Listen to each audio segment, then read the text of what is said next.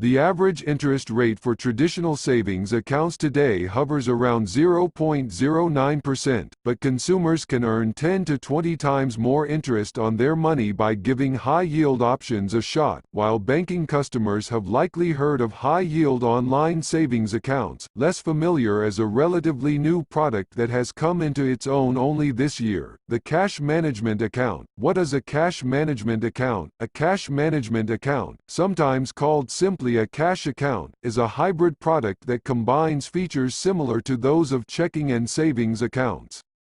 CMAs typically offer high interest rates, quite a bit higher than those at brick-and-mortar banks, and online-only customer service. Corie Weathers is a clinical consultant and subject matter expert on leadership and culture for service organizations and academic institutions. Her family is stationed at Fort Leavenworth, where her spouse, an Army chaplain, is a student.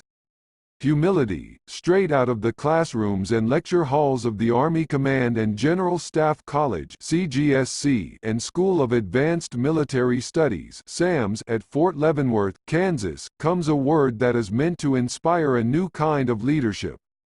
Jim Collins, author of From Good to Great, spoke to 1,200 future military leaders about his decades of research on what influences the most successful companies and institutions. The distinguishing factor of the most successful organizations and those just below them, he shared, comes down to having what he calls a Level 5 leader, while Level 4 leaders have effective leadership skills but are more focused on their own egos. Collins describes Level 5 leaders as those who take responsibility when the institution suffers. He pointed to those who sustain the institution when it succeeds. In other words, it all comes down to a leader's ego. Humility has since become a point of conversation within the school and among families in the community. Recent changes to Army doctrine on leadership development sparked dialogue, as humility was introduced alongside empathy as necessary leadership attributes. And it's in the services doctrine. A leader with the right level of humility is a willing learner, maintains accurate self-awareness, and seeks out others' input and feedback. According to Army Doctrine Publication (ADP) 6-22, what, then, does it mean to lead America's military and care for its families with humility? At the 2019 Association of the United States Army Conference, then Acting Army Secretary Ryan McCarthy and Army Chief of Staff General James C. McConville announced that people would be their number one priority as the service's top leaders. How do they aim to do that? Empower the force by providing members with more autonomy, and model humility by promoting the overall health of the people as the strength of the organization. Rather than dismissing families by putting the needs of the Army first, McCarthy and McConville modeled the power of conversation at the conference. In essence, one could see this as an attempt at Level 5 leadership. McCarthy and McConville are publicly addressing topics such as how people are managed, seeing value in talent, as well as issues that affect the family like housing, permanent change of station moves, spouse employment, child care, and more. The Army's new talent management system is an excellent example of how one change can impact almost every goal on the service's list at once. The Assignment Interactive Module version 2, or AIM 2.0, rolled out this year as an online portal for service members to advertise their knowledge and skills by uploading a resume and rank preferences for their next assignment. Meanwhile, units across the globe assessed their needs and searched the portal for individuals who met them. Affectionately referred to as the marketplace, the portal acts as a sort of Match.com for the military. In other words, military families were given more control over their future than ever before. Fort Leavenworth families are experiencing this new marketplace firsthand as its more than 1,200 families await new assignments, as happens every December. In the months leading up to assignment distribution, soldiers were encouraged to sit down with their spouses and complete their profile in the marketplace. In case anyone questioned the new idea or the ability of leaders to follow through, McCarthy issued a directive that every branch, was expected to utilize AIM 2.0 in their assignments process, no exceptions, in order to test the first phase of the launch: access to child care, medical needs, the spouse's future career opportunities, and more could finally be considered as soldiers accessed the portal for open assignments and ranked opportunities that would best serve career and family. Transparency was introduced in a once bureaucratic system, where families previously could only submit 3 top location preferences and wait for someone they didn't know behind a desk to determine their future. While AIM 2.0 does not guarantee that a family will get their preference, it did create more conversation than ever before between the soldier and the units they desire to work with.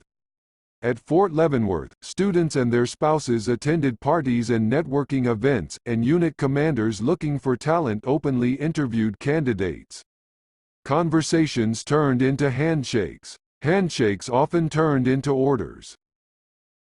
So what was the response from spouses on this new approach to the assignments process?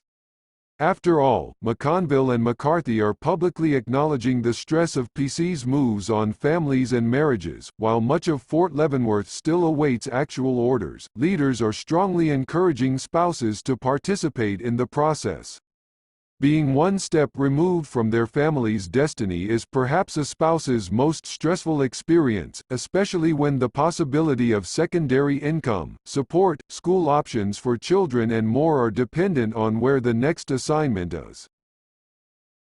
Whether we get our first pick or not, participating in the decision process as a couple, the ability to network with assignments that actually want us there, and having a say in whether it is a place that is good for our family, improves morale and faith in the institution as a whole. Once again, one spouse said, "The new AIM system may not give the family their first choice, but it does offer a strong possibility of getting one of their picks." Non-military experts are also highlighting the importance of humility in leadership. Stephen M.R.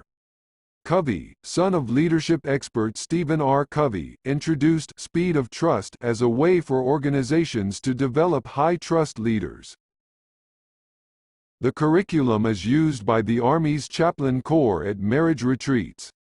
Respect as one of the 13 traits that describes those leaders. Researcher Paul Zak then examined the neuroscience of trust by studying the levels of oxytocin, or trust hormone, and following up with a behavioral study of more than 2,000 employees across different companies. Some of his findings: that individuals would rather trade a 20% pay raise for more autonomy over their work and the ability to choose where they use their talents and apply their energy. That's something research company Gallup has also long investigated and proven as a way to increase productivity while also raising morale. This recent pilot launch in the Army system can restore faith in the service's leaders, but only if leaders authentically share in McConville's intent. Every military family has experienced the tyranny of serving under a Level 4 leader, but the new message coming from the top builds hope and encourages loyalty in younger generations who rightfully question blind loyalty.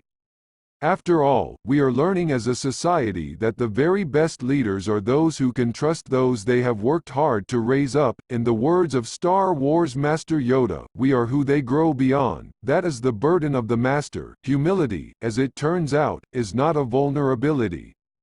It is a necessity in warfare.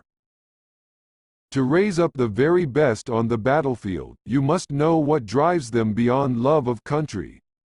It is to value their love of the family for whom they fight. To settle for anything less is to hit a personal ceiling as a Level 4 leader and risk the entire organization.